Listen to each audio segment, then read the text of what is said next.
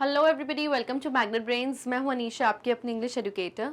और आज मैं स्टार्ट करने वाली हूं क्लास 6 इंग्लिश की जो आपकी पूर्वी बुक है, उसके यूनिट 2 फ्रेंडशिप का जो आपका लेसन है द चेयर। आज हम उसकी कवर करने वाले हैं NCERT सॉल्यूशंस का पार्ट 3। मेरे पार्ट 3 के वीडियो से पहले ऑलरेडी मैं पार्ट 1 एंड पार्ट 2 रेडी करके आपको दे चुकी हूँ। अगर आपने वो नहीं देखा है तो जल्दी से जाके उसे देख के आइए, सो दैट आप कॉन्टिन्यूएशन में अपनी पढ़ाई बहुत अच्छे से करें। वीडियो स्टार्ट करने से पहले एक छोटा सा पीस ऑफ इन्फॉर्मेशन कि मैग्नेट ब्रेन्स एक ऐसा प्लेटफॉर्म है जहां पर क्वालिटी एजुकेशन बिल्कुल फ्री ऑफ कॉस्ट हम आपके घर तक पहुंचा रहे हैं।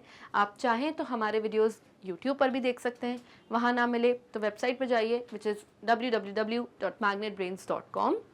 वहाँ पर आपको हमारे सभी टॉप कोर्सेज मिल जाएंगे, इंग्लिश मीडियम चैनल में, हिंदी मीडियम चैनल में, Rajasthan board, Bihar board, MP board, वैदिक मैथ्स, स्पोकन इंग्लिश के सेशंस, किसी सब्जेक्ट का क्रैश कोर्स करना, सब कुछ यहाँ पर अवेलेबल है। यहाँ तक कि e books and e notes भी यहाँ पर अवेलेबल है, जिनके लिंक्स आपको हमारे डिस्क्रिप्शन बॉक्स में मिल जाएंगे। तो चलिए इसी के साथ स्टार्ट करते हैं NCERT solutions part 3 of the chapter of the lesson the chair. Let us listen के अंदर फर्स्ट क्वेश्चन देखते हैं। You will listen to Manu talk about her friend Monica. As you listen, fill in the blanks with words that you hear. Refer to page 73 for transcript. अब यहाँ पर बोला गया है कि आप सुनेंगे, आप लिसन करेंगे कि मनु नाम का जो ये पर्सन है, ये अपनी फ्रेंड के बारे में, ये पर्सन यानी कि she is a girl, Manu is a girl, ये अपनी फ्रेंड मोनिका के बारे में क्या बोल रही है। तो हम सुनेंगे नहीं, हम बेसिकली यहाँ पर पढ़ेंगे, क्योंकि आपकी बुक के पेज नंबर 73 पर एक ट्रांसक्रिप्ट गिवन है। ट्रांसक्रिप्ट, जैसा कि मैं हर लेसन में, हर पोएम में बताती हूँ कि जो ट्रांसक्रिप्ट होती है वो एक रिटन पीस ऑफ इन्फॉर्मेशन होता है फ्रॉम दैट रिलेटेड लेसन या फिर पोएम। तो इसी लेसन से रिलेटेड ट्रांसक्रिप्ट यहाँ पर गिवन है।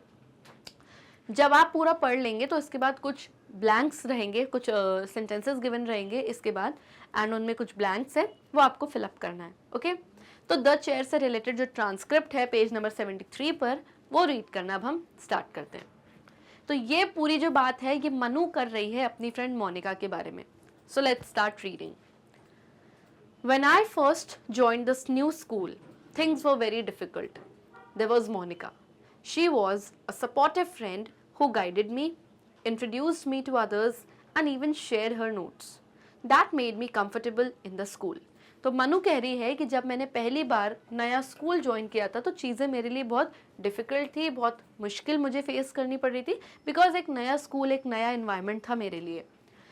लेकिन तब मेरे लिए वहाँ पर कौन थी? मेरे लिए वहाँ पर थी मोनिका। वो एक सपोर्टिव फ्रेंड थी, एक ऐसी दोस्त बनी मेरी जो मुझे बहुत सपोर्ट करती थी, मुझे हर चीज़ में गाइड करती थी कि ऐसा नहीं, ऐसा करो, ये तुम्हें ईजी पड़ेगा।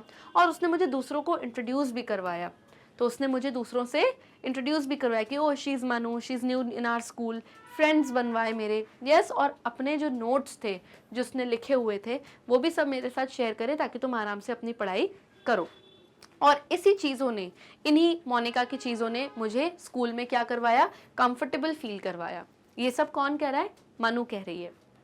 Since then Monika and I have been together through difficult times and happy times. और तब से ही मोनिका और मैं यानी कौन? मनु बोल रही है कि तब से ही मोनिका और मैं हमेशा डिफ़िकल्ट टाइम्स में साथ रहे हैं, यानी कोई मुश्किल घड़ियां जो भी हैं उसमें हम साथ में रहे हैं, और कोई हैप्पी टाइम्स है उसमें भी साथ। तो सिर्फ अच्छे टाइम में साथ नहीं, बल्कि जब डिफ़िकल्ट टाइम्स, कोई मुश्किल समय आया मेरी लाइफ में, तब भी मोनिका और मैं हमेशा एक साथ खड़े रहे, एक दूसरे को सपोर्ट करने के लिए। She is a kind of a friend who is always there for you. वो इस तरीके की एक फ्रेंड है मोनिका जो हमेशा आपके लिए रहेगी, कभी भी आपको उसकी ज़रूरत पड़ेगी, आपकी हेल्प के लिए हमेशा वो रेडिली अवेलेबल रहती है। I am really thankful for her and how her help and support turn into a really good friendship. तो वो मनु कह रही है कि मैं बहुत थैंकफुल हूँ मनु के लिए, कि भगवान को मेरे बहुत शुक्राना है, बहुत थैंक्स है कि मुझे इतनी अच्छी फ्रेंड मिली, क्योंकि जिस तरीके से उसने मुझे हेल्प किया है, सपोर्ट किया है, इन सब चीज़ों की वजह से हमारे बीच में एक बहुत अच्छा बॉन्ड हम शेयर करते हैं, और बहुत गुड फ्रेंडशिप, एक बहुत अच्छी दोस्ती हमारी फॉर्म हो गई है, बन गई है। ओके ओके, तो ये आपका ट्रांसक्रिप्ट जो रिटन पीस ऑफ इंफॉर्मेशन है वो ख़त्म होता है। अब यहाँ पर कुछ सेंटेंसेस हैं जिनके कुछ ब्लैंक्स हैं जो हमको फिलअप करने हैं.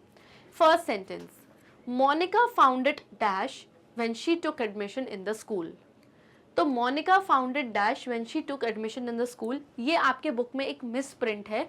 आपके बुक में यहाँ पे मोनिका लिखा है, ये मोनिका नहीं, ये मनु होना चाहिए, ये मनु होना चाहिए. तो ये आप अपनी बुक में करेक्ट कर लीजिए. मैंने करेक्ट करके इसलिए नहीं लिखा सो दैट आप लोगों को मैं करेक्शन करवाऊँ.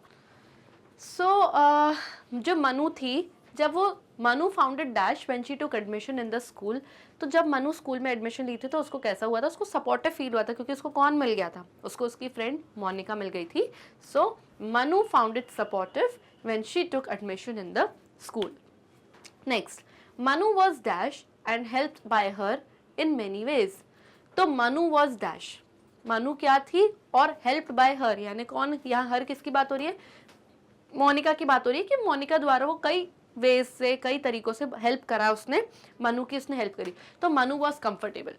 जब कई तरीकों से मोनिका ने मनु की हेल्प करी, सो मनु स्टार्टेड फीलिंग कंफर्टेबल. अब ये जो सारे वर्ड्स हैं ये कहीं ना कहीं आपको आपके ट्रांसक्रिप्ट में मिल जाएंगे. Okay, so it was not so dash for the new girl to adjust in the school. तो इतना ज़्यादा डैश नहीं था एक नई लड़की के लिए स्कूल में एडजस्ट करने के लिए. तो it was not so difficult, इतना ज़्यादा कोई मुश्किल नहीं था. क्यों? क्योंकि मनु की हेल्प मोनिका ने बहुत सारे वेज में, in many ways she did. Both friends experienced difficult and dash moments together. तो दोनों फ्रेंड्स, चाहे मनु हो या मोनिका, दोनों ने साथ में टुगेदर डिफिकल्ट मोमेंट्स भी शेयर करे, मुश्किल घड़ियां भी साथ में शेयर करी, एंड हैप्पी मोमेंट्स भी, यानी खुशी के पल भी उन्होंने साथ में बहुत सारे स्पेंड करे. तो difficult and happy moments together. Last sentence, Manu is dash to Monika for making her life easy and finding a friend.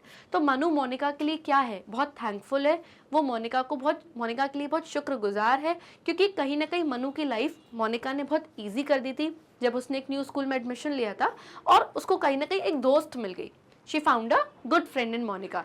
तो Manu is thankful to Monika for making her life easy and finding a friend. तो इस तरीके से आपको transcript पढ़ के अपने sentences में ब्लैंक्स फिल करने. ओके, चलिए आगे बढ़ते हैं. अब लेट अस स्पीक में. Work in pairs, read the following qualities of a friend. अब यहाँ पर आपको क्या गिवन है, एक बॉक्स गिवन है एंड इस बॉक्स में बहुत सारे वर्ड्स गिवन हैं. ये जो वर्ड्स हैं ये एक फ्रेंड, एक दोस्त की क्वालिटीज हैं. सारे ही वर्ड्स कोई ना कोई क्वालिटी, कोई ना कोई विशेषता है एक दोस्त की, एक फ्रेंड की. आपको पेयर में यानी पार्टनर्स के साथ काम करना है, इनको पढ़ना है. Let's read the words first. Loving, एक अच्छा फ्रेंड कैसा होता है, लविंग, जो अपने फ्रेंड को बहुत प्यार करता है.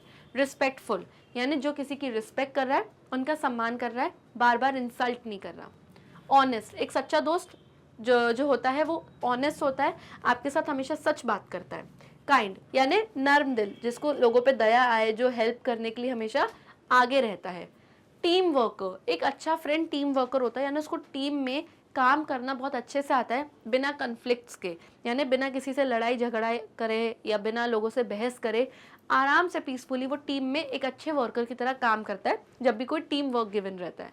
केयरिंग, एक अच्छा दोस्त केयरिंग होता है, यानी आपकी हमेशा फिक्र करता है, केयर करता है आपकी. लॉयल, एक अच्छा दोस्त हमेशा लॉयल होता है यानी वफादार होता है, यानी उसके सामने आपकी कोई बुराई नहीं कर पाएगा क्योंकि उसको पता है कि अरे हम तो इसके बेस्ट फ्रेंड के लिए बुराई कर रहे हैं, इसको बुरा लग जाएगा, वो आपके लिए कभी गलत बात नहीं सुनेगा. That is a loyal friend. Understanding, एक सच्चा दोस्त, एक अच्छा फ्रेंड अंडरस्टैंडिंग होता है, यानी आपकी मुश्किलों को समझेगा. वो समझेगा कि ओके इसको ये तकलीफ है, ये प्रॉब्लम है. आपके ना बोलने पर भी वो आपका फेस देख के समझ जाएगा कि अच्छा ये इसलिए दुखी है, शायद ये बात होगी. तो एक अंडरस्टैंडिंग फ्रेंड की क्वालिटी होती है ये एक अच्छे फ्रेंड की क्वालिटी होती है कि वो अंडरस्टैंडिंग होता है. देन नेक्स्ट इज पोलाइट, एक अच्छा दोस्त हमेशा पोलाइटली आपसे बहुत अच्छे से सभ्य तरीके से बात करेगा, उसकी लैंग्वेज रफ या अब्यूजिव नहीं होगी, पोलाइटली बहुत अच्छे से आपसे प्यार से बात करेगा. Okay, now discuss in pairs. अब पेयर्स यानी अपने पार्टनर्स के साथ इन वर्ड्स को आपको डिस्कस करना है. Choose any 4 positive qualities that you would like your friend to have. अब इतनी सारी क्वालिटीज यहाँ पर गिवन है एक फ्रेंड के बारे में, इसमें से चूज एनी 4 पॉजिटिव क्वालिटीज. आपको कोई 4 पॉजिटिव क्वालिटीज यानी अच्छी क्वालिटीज जो हैं वो चूज करनी है अपने, कि आपको आपके फ्रेंड में इनमें से कौन सी 4 क्वालिटीज पक्की बात है चाहिए ही चाहिए। Okay, give a reason for your choice, और जो भी क्वालिटी आप चूज कर रहे हो हर क्वालिटी का एक रीजन, एक वजह दीजिए कि ओके आपने ये क्वालिटी क्यों चूज करी है, क्यों चाहते हो आप कि ये क्वालिटी आपके फ्रेंड में हो। Use the hints given below when you speak. तो यहाँ पे कुछ हिंट्स गिवन है, कुछ वर्ड्स ब्लैंक्स वगैरह गिवन है, इनको यूज करके आप अपने आंसर्स फ्रेम कर सकते हैं। इन्होंने यहाँ पर कुछ हिंट्स गिवन है, कुछ यहाँ पर इन्होंने कुछ क्लूज दिए हुए हैं। Okay, I feel my friend should be dash because dash. मैं ये फील करती हूँ कि जो मेरी फ्रेंड है वो कैसी हो, वो हो ऑनेस्ट यानी सच्ची हो। क्यों हो, बिकॉज यानी अब आप रीजन भी बता रहे हो, because all friendships are built on trust, क्योंकि सारी दोस्तियाँ, अच्छी दोस्ती ट्रस्ट यानी कि एक दूसरे के विश्वास पर टिकी रहती है। जब दो फ्रेंड्स के बीच में आपस में ट्रस्ट ही नहीं होगा तो वो फ्रेंडशिप नहीं टिकेगी, वो लॉन्ग रन में नहीं जाएगी, लंबे समय तक ऐसी दोस्ती नहीं चलेगी। तो friendships are built on trust, इसीलिए जो first quality I want in my friend is that is honest person. Okay, next, I think the quality I want in my friend is being dash. अब second quality जो मुझे लगता है कि मेरे friend में ये क्वालिटी होनी चाहिए वो है ट्रस्ट वर्दी। Now what is a trust वर्दी पर्सन? ट्रस्ट वर्दी पर्सन जिसके ऊपर आप ट्रस्ट कर सकते हो, विश्वास कर सकते हो कि हाँ अगर इसको मैंने अपनी बात शेयर करी है, अपने कोई सीक्रेट्स बताए हैं तो ये जाकर दुनिया में नहीं फैलाएगा, ये मेरी सच्चाई को, मेरे सीक्रेट्स को, मेरे सच को अपने पास रखेगा। That person will keep your secret. So the reason, अब आपको उसकी वजह भी बतानी कि आपने इस ट्रस्टवर्दी क्वालिटी को क्यों चूज किया। So the reason for this is that then only I can tell my secrets to her. उसका रीजन ये है कि अगर मेरा फ्रेंड ट्रस्टवर्दी है तभी तो मैं अपने सीक्रेट्स उसके साथ शेयर कर पाऊंगी। अगर मुझे पता है कि मैं अपने दिल की कोई फीलिंग या कोई बात शेयर करूंगी and that person will go and tell it in the entire world, will I be able to share my secrets with that person? Definitely not.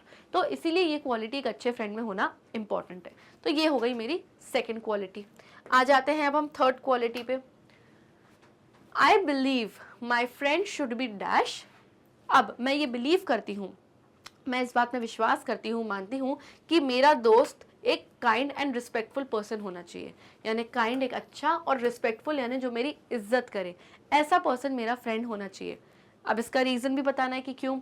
This is in order to show my kindness also. इसका reason ये है कि क्योंकि अगर वो मुझसे kind रहेगा तो मैं भी अपनी काइंडनेस उससे दिखा पाऊंगी।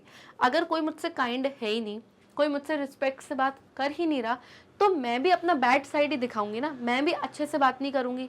यस, जैसा सामने से बिहेवियर आएगा मैं भी वैसा ही बिहेवियर करूंगी। तो क्योंकि मैं सामने से इंसान काइंड है, रिस्पेक्टफुल है, तो मुझे भी एक चांस, एक मौका मिलेगा कि मैं भी अपनी काइंडनेस एंड रिस्पेक्ट उस पर्सन को दिखा पाऊँ एज अ फ्रेंड। ओके, तो this was my third quality. दो क्वालिटी मिला के उन्होंने थर्ड क्वालिटी बना ली।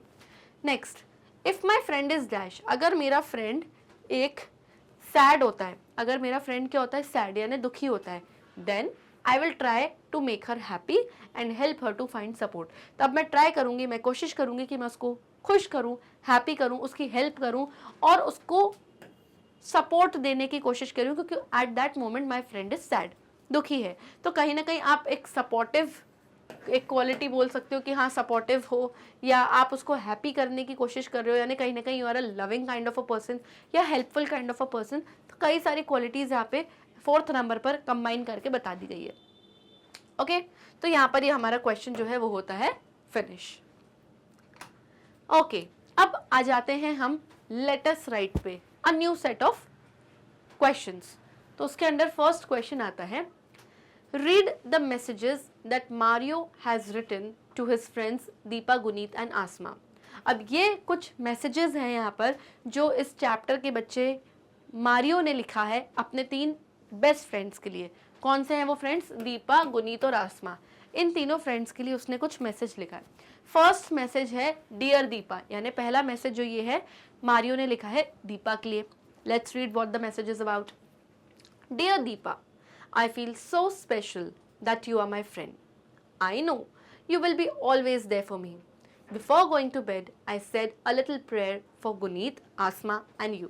You made me realize the value of having good friends. Best wishes, Mario. तो मारियो लिखता है कि डियर दीपा यानी प्रिय दीपा, मैं बहुत स्पेशल फील करता हूँ कि तुम मेरी दोस्त हो, और मुझे ये बात पता है कि तुम मेरे लिए हमेशा रहोगी जब भी कोई डिफ़िकल्ट सिचुएशंस लाइफ में आ जाएंगी। और बिफोर गोइंग टू बेड यानी रात में सोने से पहले मैं हमेशा रात में एक छोटी सी प्रेयर, भगवान से एक प्रेयर करता हूँ, गुनीत के लिए, आसमा के लिए एंड यू यानी तुम्हारे लिए, कि तुम लोगों ने मुझे ये रियलाइज़ कराया, तुम लोगों ने मुझे ऐसा फील कराया, अंडरस्टैंड फील कराया कि लाइफ में अच्छे फ्रेंड्स होने की कितनी वैल्यू है, कितना महत्व है। यानी तुम लोगों के होने से मुझे ये फील हुआ कि अच्छे दोस्त होना कितना ज़रूरी और कितना इंपॉर्टेंट है।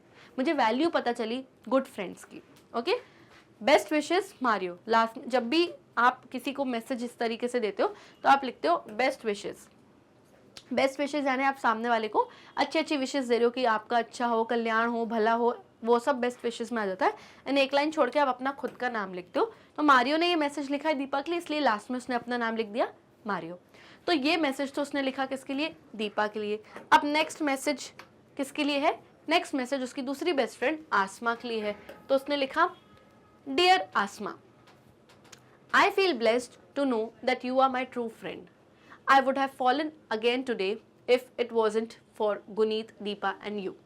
I know I can always depend on the three of you, no matter what. Best wishes, Mario. तो यहाँ पर मारियो कह रहा है आसमा से कि मैं बहुत ब्लेस्ड फील करता हूँ भगवान के द्वारा जब मुझे ये पता चलता है कि तुम मेरी ट्रू फ्रेंड हो, तुम मेरी सच्ची दोस्त हो। और आज तो मैं फिर से ज़मीन पर गिर जाता अगर तुम, गुनीत और दीपा मुझे वहाँ पकड़ने के लिए नहीं होते। मुझे ये बात पता है कि मैं हमेशा तुम पर डिपेंड रह सकता हूँ, तुम पर किसी भी चीज़ के लिए निर्भर रह सकता हूँ। और तुम तीनों के ऊपर, सिर्फ तुम पर ही नहीं, तुम तीनों के ऊपर, गुनीत, आसमा और दीपा, तीनों के ऊपर, नो मैटर वॉट, चाहे कुछ भी हो जाए, कोई रहे ना रहे, तुम तीनों डेफिनेटली मेरे लिए रहोगे। अगेन उसको भी उसने क्या दी? बेस्ट विशेस, और अपना नाम उसने लिखा मारियो। ओके, चलिए चलो, तो ये विशेस उसने दीपा के लिए लिखी है, आसमा के लिए लिखी है, और इसमें दोनों विशेस में गुनीत भी आ गई। बेसिकली उसने ये तीनों विशेस, तीनों फ्रेंड्स के लिए विशेस लिखी हैं। ओके, नाउ अब आपको क्या करना है, इस क्वेश्चन का ए पार्ट है। ओके, गुनीत के लिए नहीं है, गुनीत के लिए यहाँ पर एक ब्लैंक टाइप का दिया हुआ है, अब आपको फिल करना है। Okay, now choose the correct word given in brackets to complete Mario's message to Guneet. तो मारियो ने जो मैसेज लिखा है अपनी दोस्त गुनीत को, वो अब आपको कंप्लीट करना है। यानी गुनीत का मैसेज गिवन है fill in the blanks form में, आपको ब्रैकेट से सही वर्ड चूज करके ब्लैंक को फिल करना है। ओके, डियर गुनीत, प्रिय Guneet, I am dash god to have you.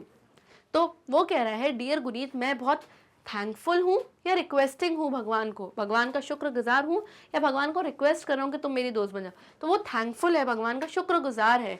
तो आई एम थैंकफुल टू, तो थैंकफुल टू और रिक्वेस्टिंग में से हमने क्या वर्ड चूज किया? Thankful to. I am thankful to God, मैं भगवान का बहुत शुक्रगुजार हूँ, to have you as a dash friend, to have you as a lucky friend की रियल फ्रेंड। मैं भगवान को बहुत शुक्रगुजार हूँ भगवान का कि मुझे तुम जैसा लकी दोस्त मिला या तुम जैसा रियल या सच्चा दोस्त मिला। तो ऑब्वियसली मुझे तुम जैसा रियल फ्रेंड मिला, क्योंकि मुझे तुम जैसा रियल फ्रेंड मिला, इसलिए रियल फ्रेंड फॉर लाइफ, पूरे लाइफ के लिए मुझे एक सच्चा दोस्त मिल गया, उसके लिए मैं भगवान का बहुत शुक्रगुजार हूँ, थैंकफुल हूँ।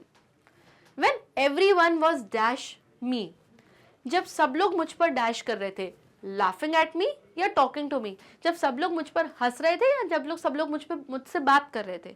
तो ऑब्वियसली मारियो कहता है जब सब लोग was laughing at me, जब when everyone was laughing at me, जब सब लोग मुझ पर हंस रहे थे।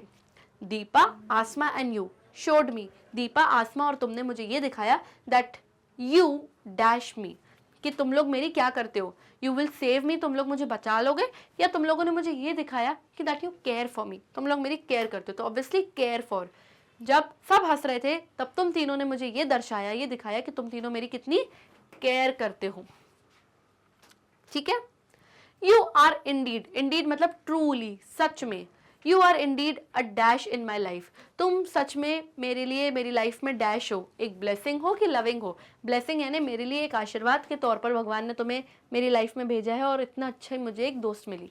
तो you are truly a blessing in my life. तो यहाँ पे आएगा लविंग नहीं आएगा, ब्लेसिंग आएगा। ओके, एंड यहाँ पर जो गुनीत का मैसेज था वो फिनिश होता है। अगेन एक लाइन छोड़ के बेस्ट विशेस और लास्ट में आएगा उस पर्सन का नाम जिसने वो मैसेज लिखा है, तो यहाँ पे आ गया नाम किसका, मारियो का। ओके, तो इस तरीके से हम लोगों को मैसेजेस लिखते हैं। ओके, अब इसी क्वेश्चन का हम देखते हैं बी पार्ट। अब तक हमने ए पार्ट देखा, अब बी पार्ट देखेंगे। Now write your message to your best friend. Now अब आपको क्या करना है, आपको ऐसे ही एक मैसेज लिखना है अपने बेस्ट फ्रेंड को। Okay, you may take ideas from the story. अब आप चाहें तो इस मैसेज को लिखने के लिए आप आइडियाज ले सकते हैं।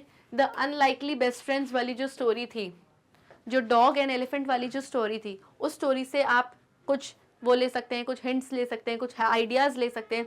या जो हमने पोम पढ़ी थी अ फ्रेंड्स प्रेयर, वहाँ से भी आप कुछ आइडियाज़ ले सकते हैं, कुछ क्लूज, कुछ हिंट्स आपको वहाँ से मिल सकती है। तो इन पोम्स एंड इन लेसन से आप कुछ हेल्प ले सकते हो, कुछ आइडियाज़ ले सकते हो, और अब आप उस हेल्प एंड आइडियाज़ की मदद से अपने बेस्ट फ्रेंड को एक मैसेज इसी तरीके से लिखिए। ओके, तो मेरी यहाँ पर फ्रेंड जो है, बेस्ट फ्रेंड है, वो है नैन्सी।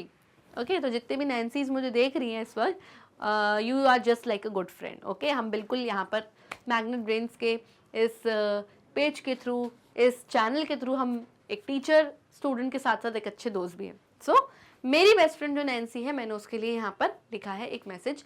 मैंने लिखा डियर नैन्सी कॉमा, और उसके बाद I will leave one line, एक लाइन यहाँ पे हमको छोड़नी है। एंड मैं स्टार्ट करूँगी अपना मैसेज।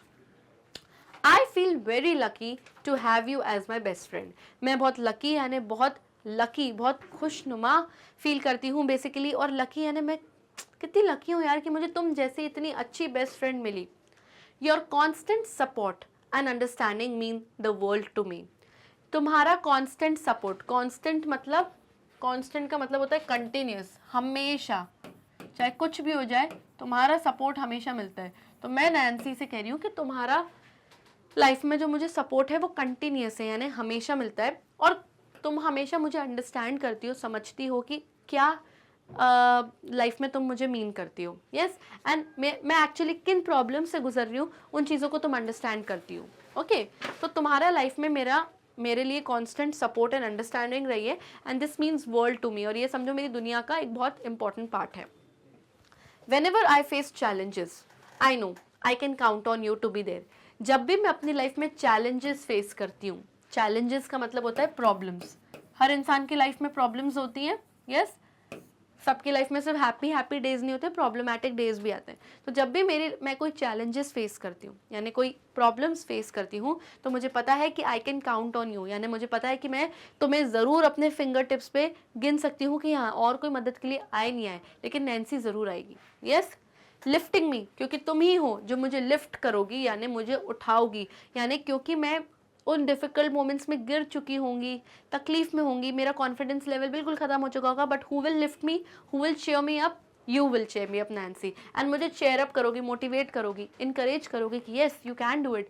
तुम तो लाइफ में इतनी सारी चीज़ें कर चुकी हो, तो ये तो बहुत छोटी सी चीज़ है। यस, ये सारी चीज़ें बोलकर मुझे चेयर अप करोगी। Your kindness and loyalty have shown me the true meaning of friendship. जिस तरीके से तुम एक काइंड लड़की हो, एक अच्छी लड़की हो, लॉयल यानी इतनी वफादार और सच्ची दोस्त हो मेरी, इससे मुझे फ्रेंडशिप का यानी लाइफ में दोस्ती का असली मीनिंग समझ में आ गया कि ओके, सिर्फ दोस्तों के साथ घूमना फिरना, पार्टी करना ही फ्रेंडशिप नहीं है, लेकिन डिफ़िकल्ट मोमेंट्स पर अपने ट्रू फ्रेंड्स को सपोर्ट करना, उनकी हेल्प करना, उनके साथ हमेशा खड़े रहना, ये ट्रू फ्रेंडशिप है। और ये सब मुझे तुम्हारी काइंडनेस एंड लॉयल्टी से समझ में आया है। Thank you for always being there for me. अब मैं नैन्सी को लास्ट में क्या कर रही हूँ, थैंक यू बोल रही हूँ कि थैंक यू मेरे लिए हमेशा रहने के लिए, हमेशा खड़े रहने के लिए, and making my life brighter and more joyful, और मेरी लाइफ को और हैप्पी और जॉयफुल और खुशियों से भरी बनाने के लिए बहुत बहुत थैंक यू। फिर again I will leave one line, आप एक लाइन छोड़ोगे क्योंकि यहाँ पर आपका एक मैसेज जो है वो कंप्लीट हो गया है। एंड मैं क्या लिखूंगी, बेस्ट विशेस कॉमा, यानी सारी मैं उसको विशेस दे रही हूँ। Yes, and again best wishes लिखने के बाद again I will leave a line, and last में उस पर्सन का नाम आता है जो ये मैसेज लिख रहा है। तो क्योंकि मैंने ये मैसेज अपनी बेस्ट फ्रेंड नैन्सी के लिए लिखा है, तो I will my name here, my name as Anisha. आपका जो भी नाम है आप वो लिखेंगे। ओके, सो यहाँ पर जो मेरा मैसेज है वो कंप्लीट होता है। इसी तरीके से आप भी अपने बेस्ट फ्रेंड को मैसेज लिख सकते हैं। ओके, अब हम आ जाते हैं let us explore a completely different section पे, एंड लेट अस एक्सप्लोर के फर्स्ट क्वेश्चन को अब हम देखते हैं। Okay, let's read our first question. Find out more stories about friendship. It could be from your state, other states or other countries too. You can share them with your class. तो अब आपको कुछ कहानियाँ ढूंढनी है, कुछ stories ढूंढनी है फ्रेंडशिप के ऊपर, दोस्ती के ऊपर अलग अलग कहानियाँ. ये आपके स्टेट में से, आपके राज्य में से हो सकती है, दूसरे राज्यों में से यानी दूसरी स्टेट्स में से भी हो सकती है, या फिर कोई दूसरी कंट्री, कोई दूसरे देश की भी स्टोरी हो सकती है. आप इन स्टोरीज को अपनी क्लास के साथ शेयर करिए. यानी बेसिकली आपको यहाँ पर लिखनी है कुछ स्टोरीज फ्रेंडशिप के ऊपर. So let's read some stories. Okay, सबसे पहली स्टोरी हम पढ़ेंगे लॉर्ड कृष्णा एंड सुदामा के बारे में. हम सबको पता है कि भगवान कृष्ण के सबसे अच्छे दोस्त, सबसे अच्छे जो उनके मित्र थे वो सुदामा थे. यस, तो लॉर्ड कृष्णा एंड सुदामा की स्टोरी पढ़ते हैं. पहले आप इस तरीके से नाम लिखेंगे स्टोरी का, इस तरीके से यहाँ हेडिंग दे देंगे, स्टोरी का नाम देंगे.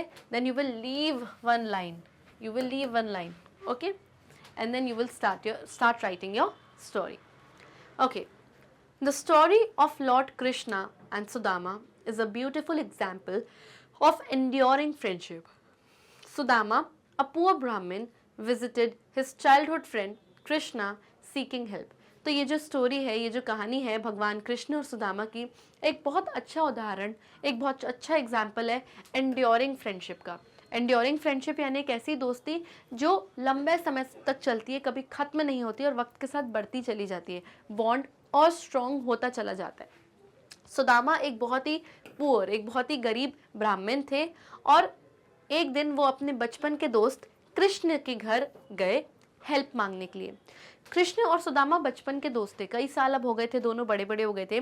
सुदामा को एक दिन लाइफ में कुछ प्रॉब्लम आई, क्या प्रॉब्लम आई वो भी हम देखेंगे. तो वो अपने बचपन के दोस्त कृष्ण के पास हेल्प मांगने के लिए गया. दो he brought only a handful of rice as a gift. Krishna welcomed him warmly. अब कई सालों के बाद, क्योंकि सुदामा कृष्णा के पास जा रहे थे, उनसे मिलने, हेल्प लेने जा रहे थे, तो अब हम होता है ना फ्रेंड्स के लिए कुछ गिफ्ट ले जाते हैं, इतने दिन बाद, हम इतने महीनों सालों बाद उनसे मिलते हैं. यस, तो अब क्योंकि he was a very poor ब्राह्मण, तो इनके पास बेचारे के पास कुछ था नहीं. एंड क्या लेकर गए वो? कुछ हैंडफुल ऑफ राइस यानी मुट्ठी भर चावल एज अ गिफ्ट लेकर चले गए. लेकिन कृष्ण भगवान तो कृष्ण भगवान थे, वो तो दया और प्रेम के सागर है. यस, तो उन्होंने बिल्कुल भी नहीं सोचा कि मेरे लिए इतना सा गिफ्ट लेके आया है या क्या. उन्होंने तो बहुत वार्मली गले लग के अपने इतने पुराने मित्र, अपने इतने पुराने फ्रेंड को वेलकम किया कि आओ आओ Sudama. After enjoying Sudama's humble offering, Krishna blessed him with immense wealth and prosperity. उसके बाद जो चावल वो लेकर आए थे उन्होंने वही पकाकर खाए थे और उन्होंने बहुत हम्बल तरीके से, बहुत पोलाइटली, बहुत मतलब प्यार से कृष्ण भगवान ने उनका सब एक्सेप्ट किया, जो भी वो ऑफर कर रहे थे, लेकर आए थे राइस. यस, एंड फिर कृष्ण भगवान ने उनको आशीर्वाद दिया, उनको ब्लेस किया कि आपकी लाइफ में इमेंस यानी हद से ज़्यादा, बहुत ज़्यादा वेल्थ यानी पैसा, प्रॉस्पेरिटी, दौलत, शोहरत, सब कुछ आ जाए. क्योंकि ये बहुत पुअर थे और ये अपनी पावर्टी की प्रॉब्लम लेकर ही वहाँ पर उनके पास गए थे. This story illustrates that true friendship is not measured by material wealth but by the love and care shared between friends. तो इस कहानी से हमें ये दिखता है, हमें ये समझ में आता है कि दोस्ती कभी भी मटेरियल वेल्थ से नहीं तोली जा सकती. यानी क्योंकि अगर आप बहुत रिच हो, आप अगर बहुत पैसे वाले हो, तभी आप किसी के फ्रेंड बन सकते हो, ऐसा पॉसिबल नहीं है. बल्कि आप किसी को बहुत लव कर रहे हो, उनकी केयर कर रहे हो, फिक्र कर रहे हो, एक दोस्त की तरह, जस्ट लाइक अ फ्रेंड, और एक बॉन्ड शेयर कर रहे हो एक दूसरे के बीच में, तो वो असली फ्रेंडशिप है. ना कि ये कि अच्छा वो बहुत अमीर है तो चलो मैं उसका दोस्त बन जाऊं या वो मेरा दोस्त बन जाए. इन बेसिस पे कभी फ्रेंडशिप को मेजर नहीं किया जा सकता और वो ट्रू फ्रेंडशिप होती भी नहीं है. ओके, सो फर्स्ट स्टोरी हमने लॉर्ड कृष्ण एंड सुदामा के बारे में पढ़ी. ओके, अब नेक्स्ट स्टोरी हम आ जाते हैं रज़क खान एंड संतोष सिंह के बारे में. तो नेक्स्ट स्टोरी जो है आपकी वो किसके बारे में है? रज़क खान एंड संतोष के बारे में. ये हमने सबसे पहले हेडिंग लिख दी, यहाँ पे नाम लिख दिया स्टोरी का. We will leave one line and now we will start writing the story. Okay, in Chhattisgarh, Razak Khan Tikari, a Muslim, showcased the depth of true friendship by performing the last rites of his Hindu friend Santosh Singh following all Hindu rituals. तो ये कहानी रज़क खान के बारे में है, जो कि जिसका पूरा नाम है रज़क खान तिकारी. ये एक मुस्लिम फैमिली से बिलोंग करते हैं और ये छत्तीसगढ़ के रहने वाले हैं. इन्होंने सच्ची दोस्ती की गहराई यानी डेप्थ दिखाई। कैसे? इनके फ्रेंड हुआ करते थे जो कि एक हिंदू थे और उनका नाम था संतोष सिंह। अब संतोष सिंह की डेथ हो गई और उनके लास्ट राइट्स यानी अंतिम संस्कार करने के लिए वहां पर कोई नहीं था। तो एक अच्छा फ्रेंड, एक ट्रू फ्रेंड होने के नाते रज़क खान ने क्या किया, अपने हिंदू फ्रेंड के जो लास्ट राइट्स, जो अंतिम संस्कार की जो पूरी पूजा प्रोसेस थी, सब हिंदू रिचुअल्स को फॉलो करते हुए उसकी करी। अब वैसे तो हिंदू मुस्लिम से यहाँ पे बताया जाता है बहुत लड़ाई है, ये है, देश में दंगे हैं, लेकिन इस तरीके के बहुत अच्छे लोग भी इस दुनिया में एग्जिस्ट करते हैं। इन लोगों की हम मिसाल दे रहे हैं, इन लोगों के बारे में हम पढ़ रहे हैं कि थे हिंदू मुस्लिम फ्रेंड्स ही थे ये। एंड अपने हिंदू दोस्त की डेथ के बाद उसने क्या किया, उसने हिंदू राइट से ही, हिंदू कल्चर, हिंदी रीति रिवाजों से ही अपने फ्रेंड के लास्ट राइट्स यानी अंतिम संस्कार का पूरा प्रोसेस किया। चाहता तो छोड़ भी सकता था, नहीं करे, लेकिन उसने किया। Despite their different religious backgrounds, Razak's actions highlighted the genuine friendship transcends such boundaries. तो भले ही वो दोनों अलग अलग रिलीजियस बैकग्राउंड से आए थे, यानी एक हिंदू था और एक मुस्लिम था, इसके बावजूद भी जो रज़क ने एक्शन किया, जो रज़क ने बिहेवियर दिखाया, इससे ये हाईलाइट होता है कि जेन्युइन फ्रेंडशिप, अगर आपकी सच्ची दोस्ती है ना, दिल से जो जेन्युइनली आप मान रहे हो, वो इस तरीके की बाउंड्रीज, इस तरीके की जो लाइन खींची गई है, एक लकीर खींची गई है हिंदू और मुसलमानों के बीच, उन सबको ट्रांसेंड कर देती है, उन सबको हटा देती है। यानी सच्ची दोस्ती हिंदू मुस्लिम इसके बीच के उसके बीच के ये बैरियर और बाउंड्रीज भी नहीं देखती। His support for Santosh's family after his friend's death further showcased the idea that true friends stand by each other in times of need. तो अपने हिंदू फ्रेंड के लास्ट राइट्स तो उसने किए ही किए, साथ में अब फ्रेंड की डेथ हो गई तो उसकी फैमिली अकेली हो गई। यस, कमाने वाला बंदा इस दुनिया से चला गया, तो उसने संतोष सिंह की फैमिली को भी बहुत सपोर्ट किया, उनकी बहुत मदद करी। और इससे ये पता चलता है कि जो सच्चे दोस्त होते हैं, ये जब जिंदा होते हैं तब तो एक दूसरे के लिए खड़े होते ही होते हैं, लेकिन एक दूसरे की डेथ के बाद भी खड़े हुए हैं उनकी फैमिलीज़ के साथ, सपोर्ट करते हुए इन टाइम्स ऑफ नीड, यानी ज़रूरत के समय पर, मुश्किल वक्त पर। तो ये थी रज़क खान और संतोष सिंह की ब्यूटीफुल फ्रेंडशिप की स्टोरी, एक एग्जाम्पल। ओके, तो यहाँ पर हमारा फर्स्ट क्वेश्चन खत्म होता है। नेक्स्ट क्वेश्चन देखते हैं। Describe your friends by filling the blanks with suitable words. This is known as an acrostic poem. अब हम यहाँ पर कॉन्सेप्ट पढ़ने वाले हैं acrostic poem के बारे में। acrostic poem क्या होती है? आप किसी भी वर्ड को इस तरीके से तोड़ तोड़ के एक एक लेटर में लिख दो। अब ये क्या वर्ड लिखा है? FRIENDS, FRIENDS यानी फ्रेंड्स। तो वर्ड क्या है? Friends. The word is friends. अब हमें लिखनी है इसकी क्या? अक्रॉस्टिक पोम। अक्रॉस्टिक पोम यानी कि हर एक लेटर को इस तरीके से आप तोड़ तोड़ कर लिखेंगे। और अब जैसे फर्स्ट लेटर हमने लिख दिया एफ, ठीक है, फ्रेंड स्टार्ट किससे हो रहा है? एफ से, तो हमने फर्स्ट लेटर लिख दिया एफ। तो एफ से स्टार्ट होने वाला कोई वर्ड आप लिखिए जो फ्रेंड्स से ही रिलेटेड होता है। तो फर्स्ट वर्ड लिखा हुआ है फन लविंग। तो फ्रेंड्स कैसे? तो फ्रेंड्स कैसे होते हैं? Fun loving. अब सेकेंड लेटर है आर। अब आर से स्टार्ट होने वाला आपको कोई ऐसा वर्ड लिखना है जो फ्रेंड्स से ही रिलेटेड हो। तो आर से हम बोल सकते हैं रिलायबल। रिलायबल यानी वो लोग जिनके ऊपर आप रिलाई कर सकते हो, डिपेंड कर सकते हो कि हाँ ये मेरा काम सही कर देगा, ये मेरी मदद कर देगा। तो यूजुअली फ्रेंड्स के ऊपर आप रिलाई कर सकते हो, तो फ्रेंड्स रिलायबल होते हैं। The next letter is I. तो आई से स्टार्ट होने वाला आपको एक ऐसा वर्ड बताना है जो कि फ्रेंड्स से ही रिलेटेड हो। तो आई से स्टार्ट होता है इंस्पायरिंग। तो जो दोस्त होते हैं वो इंस्पायरिंग होते हैं, यानी आप कहीं ना कहीं उनकी अच्छी क्वालिटी से इंस्पायर होते हो, प्रेरित होते हो और अपनी लाइफ में पॉजिटिव चेंजेस लाते हो। तो yes, inspiring is a word related to friends. जो वर्ड है उससे रिलेटेड ही आपको लिखना है। अब आई से तो इस दुनिया में कितने सारे वर्ड्स आते हैं, लेकिन आपको कुछ ऐसा वर्ड लिखना है जो फ्रेंड्स से ही रिलेटेड हो। ओके, ई एम्पथेटिक।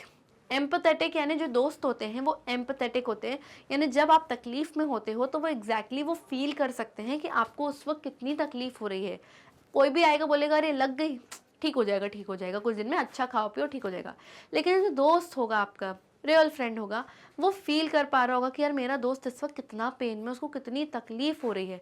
तो जो आपके दर्द को फील कर सके, जेन्युइनली समझ सके कि आप कितना तकलीफ में हो, पेन में हो, वो एक एम्पैथेटिक इंसान होता है और ये एक सही फ्रेंड की क्वालिटी भी होती है। So friends are empathetic. Next letter is N. तो एन से आपको कोई ऐसा वर्ड बनाना है जो कि फ्रेंड्स से रिलेटेड हो। तो हमने लिख दिया नर्चरिंग। नर्चरिंग का मतलब होता है केयरिंग। नर्चरिंग का मतलब होता है केयरिंग। तो हमारे फ्रेंड्स कैसे होते हैं? हमारे फ्रेंड्स होते हैं केयरिंग। ऐसे होते हैं जो हमारी मदद करते हैं, हमारी केयर करते हैं, और बेसिकली ये वो होते हैं जो हमेशा हमारी फिक्र करते हैं। तो यस, फ्रेंड्स आर नर्चरिंग, जिनको हम केयरिंग भी बोलते हैं। Then next letter is D. अब डी से आपको एक ऐसा वर्ड बनाना है जो कि फ्रेंड्स से ही रिलेटेड हो। So the word is dependable. ऐसे लोग जिनके ऊपर आप डिपेंड कर सकते हो, निर्भर रह सकते हो किसी भी काम के लिए। फॉर एग्जाम्पल, मेरी अगर आज तबीयत खराब है और कल मैं स्कूल नहीं जाऊंगी, तो मुझे पता है कि मेरा फ्रेंड मेरे को या मेरी फ्रेंड मेरे को क्या दे देगी, नोट्स दे देगी, मदद कर देगी, जो भी पढ़ाया होगा वो मुझे एक्सप्लेन कर देगी, तो मैं उस पर डिपेंड कर सकती हूँ। तो फ्रेंड्स आर डिपेंडेबल, और दोस्त ऐसे ही होने चाहिए जिनके ऊपर आप डिपेंड कर सकते हो। And last letter is S. अब एस से आपको एक ऐसा वर्ड बनाना है जो कि फ्रेंड्स वर्ड से रिलेटेड हो। तो हमने यहाँ पर बनाया है सपोर्टिव। क्यों? क्योंकि दोस्त सपोर्टिव होते हैं, आपके बैड टाइम्स में, अच्छे बुरे समय में हमेशा आपके साथ खड़े रहते हैं आपको सपोर्ट करने के लिए। तो हमने क्या किया, एक वर्ड जो कि था फ्रेंड्स, इसको तोड़ तोड़ के हमने इस तरीके से लिखा और हमने उन वर्ड्स को फिलअप किया जो कि फ्रेंड्स वर्ड से ही रिलेटेड थे। तो इस तरीके की पोएम को हम बोलते हैं अक्रॉस्टिक पोएम। अब ऐसे आप किसी भी वर्ड का बना सकते हैं एक अक्रॉस्टिक poem.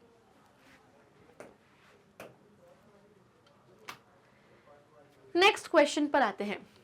Complete the following task by talking to different people of different age groups as mentioned in the table. You may divide the class into groups to do the following. अब आपको क्या करना है, यहाँ पर एक टेबल दिया हुआ है, आपको ये टेबल, इस टास्क, इस काम को आपको कंप्लीट करना है अलग अलग एज ग्रुप के लोगों से बात करके, और जो भी उनके रिस्पॉन्सेज हैं, जो भी वो जवाब दे रहे हैं, उसके बेसिस पे आपको ये पूरा टेबल फिलअप करना है। ओके, अब इस काम को करने के लिए पूरी क्लास को अलग अलग क्लास में हम डिवाइड भी कर सकते हैं। अब पहला यहाँ पर क्या गिवन है, यहाँ पर एक टेबल गिवन है जहाँ पर एक क्वेश्चन गिवन है। क्वेश्चन गिवन है, what does friendship mean to you. आपके लिए दोस्ती का क्या मतलब है। तो एज ग्रुप्स दिए हैं 50+, यानी वो लोग जो 50 साल या 50 साल से ज़्यादा हैं, क्योंकि प्लस लिखा है। तो उनसे पूछोगे what does friendship mean to you, तो उनका क्या जवाब होगा, उनका क्या रिस्पॉन्स होगा, वो आप यहाँ पर इस तरीके से यहाँ पे लिखोगे।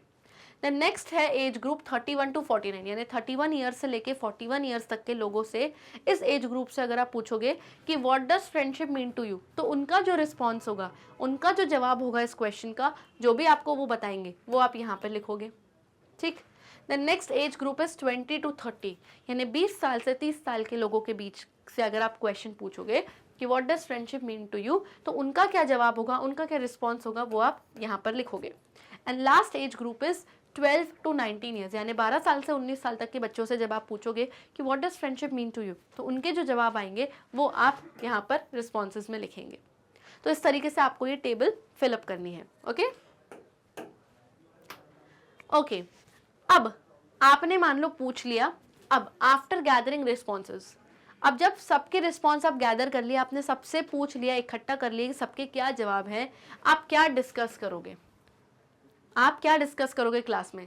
Similarities and difference across age groups, यानी हर एज ग्रुप्स में एक ऐसा आंसर जो बहुत सिमिलर है, यानी जो बहुत सेम है, यानी 50+ वाला भी इस बात को ज़रूर कह रहा है, 39 to 49 एज ग्रुप वाला भी इस बात को ज़रूर कह रहा है, 20 to 30 एंड 12 to 19 वाला एज ग्रुप भी इस पर्टिकुलर बात को ज़रूर से बोल रहा है। तो क्या सिमिलैरिटी है और क्या डिफरेंस है, यानी ये चीज़ तो सब में ही डिफरेंट है, तो ये चीज़ हमको बतानी है, ये डिस्कस करनी है, यानी लिखनी है।